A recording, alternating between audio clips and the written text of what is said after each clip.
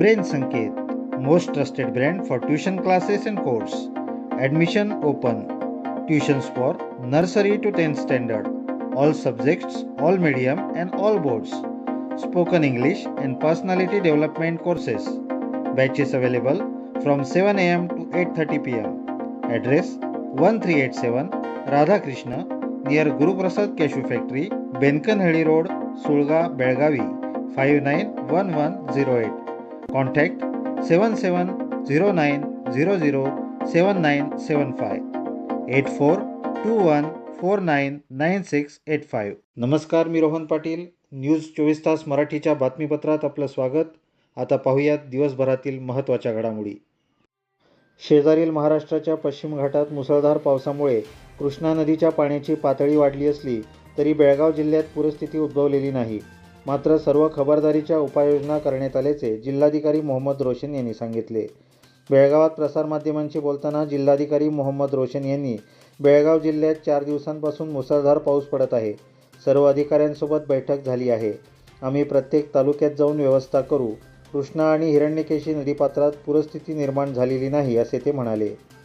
भर पावसामुळे कुसमळी पुलाजवळ रस्ता खचल्याने गोव्याचा मार्ग बदलण्यात आला असून जड वाहनांना पर्यायी मार्ग देण्यात आला आहे.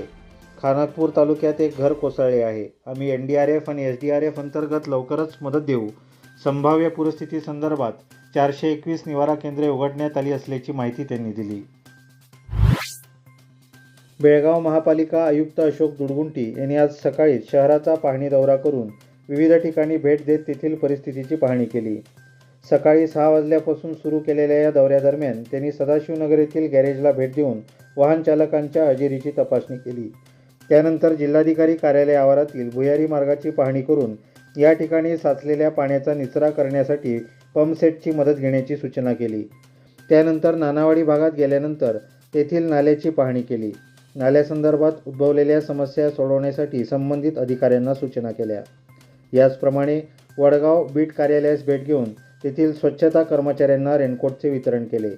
यासह जुना PB रोड, नरगुणकर भावे चौक येथील रस्त्यांची पाहणी करून दक्षिण आणि उत्तर कार्यकारी अभियंत्यांना सूचना दिल्या. यानंतर गांधीनगर, न्यू गांधीनगर आणि अहमदनगर येथे भेट देऊन तेथील स्वच्छतेची पाहणी केली. तसेच तुंबलेल्या गटारी पाहून तात्काळ गटारी स्वच्छ करण्याचे निर्देश त्यांनी दिले.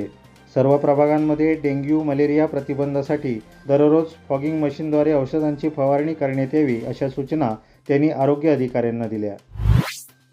बेळगाव तालुक्यातील हलगा बेळगाव सर्व्हिस रोडचा विकास करण्याची मागणी करणारे निवेदन वकील व हलगा ग्रामस्थांनी जिल्हाधिकाऱ्यांना सादर केले.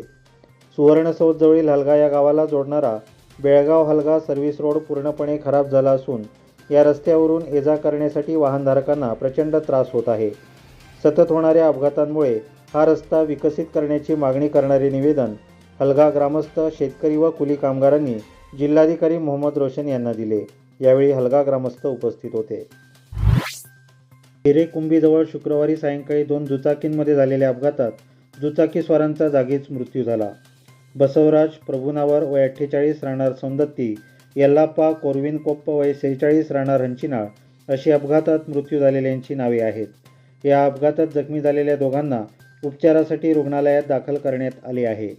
रामदुर्गचे DYSP पांडुरंगय्या आणि सौंदत्तीचे CPI DS धर्मट्टी यांनी घटनास्थळी भेट देऊन पाहणी केली. या अपघाताची नोंद सौंदत्ती पोलीस स्थानकात झाली आहे. रामनाळ क्रॉसजवळ शासकीय बसवरील चालकाचे नियंत्रण सुटून रस्त्याच्या कडेला असलेल्या झाडावर आदळल्याने चालकासह 5हून अधिक प्रवासी जखमी झाल्याची घटना कलगडगी पोलीस स्थानकाच्या हद्दीत आज दुपारी घडली. हुबळीहून कुमठा येथे जाणाऱ्या सरकारी बसमध्ये 30हून अधिक प्रवासी प्रवास करीत होते. अचानकपणे चालकाचा ताबा सुटला आणि ती रामनाळ क्रॉसजवळील एका झाडावर आदळली. त्यामुळे बस चालकाचे दोन्ही पाय जायबंदी झाले आहेत. घटनेची माहिती मिळताच कलगडगी पोलिसांनी घटनास्थळी भेट देऊन गंभीर जखमींना हुबळी येथील किम्स रुग्णालयात तर किरकोळ जखमींना कलगडगीच्या शासकीय रुग्णालयात दाखल केले. ही घटना कलगडगी पोलीस स्थानकाच्या हद्दीत घडली. सार्वजनिक शिक्षण विभागाच्या बेळगाव कार्यालयाला उपसंचालक नसल्याने गेल्या 8 महिन्यांपासून शिक्षण विभागात अराजकता माजली आहे.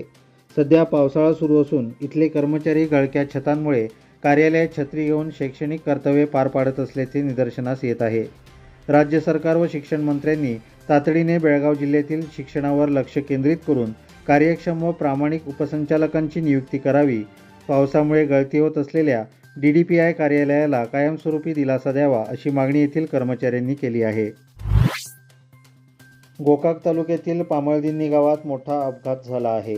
दारू बनवताना झालेल्या अपघाती स्फोटामुळे मल्लप्पा सत्यप्पा कंकणवाडी व 38 नावाच्या व्यक्तीचे सजीव दहन झाल्याची घटना घडली आहे.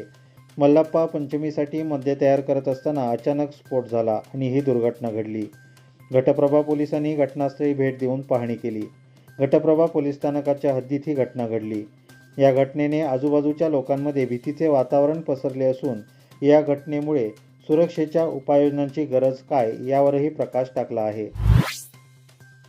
बसवणबागेवाडी येथील ऐतिहासिक मूलनंदीश्वर मंदिराच्या प्रांगणात दिनांक 26 ऑगस्टपासून सुरू होणाऱ्या ऐतिहासिक नंदीश्वर अर्थात बसवेश्वर जत्रा महोत्सवासाठी पदाधिकाऱ्यांच्या निवडीबाबत कुडल संगम विकास मंडळाचे आयुक्त बसप्पा पुजारी यांच्या अध्यक्षतेखाली प्राथमिक बैठक पार पडली. बसवराज अल्लगी, प्रवीण पुजारी, मुथू पत्तार, सरचिटणीसपदी बाबू निडगुंदी आणि खजिनदारपदी MB तोटद यांची बैठकीत एकमताने निवड करण्यात आली. सिद्धलिंग स्वामीजींच्या हस्ते मंडळातर्फे जत्रा महोत्सव समितीवर निवड झालेल्या पदाधिकाऱ्यांचा सत्कार करण्यात आला. या बैठकीला अनिल अग्रवाल, रवी राठोड, संगमेश ओलेकर, शेखर गोलसंगी, मीरासाब कोरबू, संगय्या कलहस्तेश्वर मठ, श्रीकांत कोत्रशेट्टी, मंडळ कर्मचारी आदी नेते उपस्थित होते. नियती फाउंडेशन आणि श्री गुरुदेव फाउंडेशन यांच्या वतीने आज शनिवार दिनांक 20 जुलै रोजी डेंग्यू प्रतिबंधक लसीकरण शिबिराचे आयोजन करण्यात आले होते. सदर शिबिर नियती कोऑपरेटिव्ह क्रेडिट सोसायटीच्या सभागृहात आयोजित करण्यात आले होते. यावेळी बसवराज हापळी, ॲडव्होकेट रुद्रगौडा पाटील व नियती कोऑपरेटिव्ह सोसायटीच्या कर्मचारी उपस्थित होत्या. या शिबिराचा खानापूर तसेच परिसरातील नागरिकांनी लाभ घेतला. एकीकडे देश तंत्रज्ञानात विकसित होत चंद्रावर पोहोचला असला तरी गावे मूलभूत सुविधांपासून अद्याप वंचित आहेत. देशाला स्वातंत्र्य मिळून 77 वर्षे लोटली तरी देखील ग्रामीण भागातील अनेक गावे शासनाच्या सोयींपासून वंचित आहेत.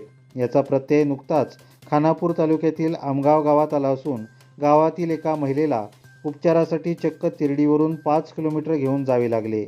ही खानापूर तालुक्याची शोकांतिकाच म्हणावी लागेल. खानापूर तालुक्यातील दुर्गम भागातील अनेक गावे आजही रस्ते, वीज, वैद्यकीय सुविधांपासून वंचित आहे. याकडे सरकार लक्ष देईल का असा प्रश्न या भागातील नागरिक करीत आहेत. याचबरोबर आजचे बातमीपत्र इथेच संपले. अधिक माहिती आणि ताज्या घडामोडींसाठी न्यूज 24 तास मराठी यूट्यूब चॅनलला सबस्क्राईब करा. व्हिडिओला लाईक आणि शेअर करा. तसेच न्यूज 24 तास मराठीचे फेसबुक पेज फॉलो आणि लाईक करायला विसरू नका. धन्यवाद.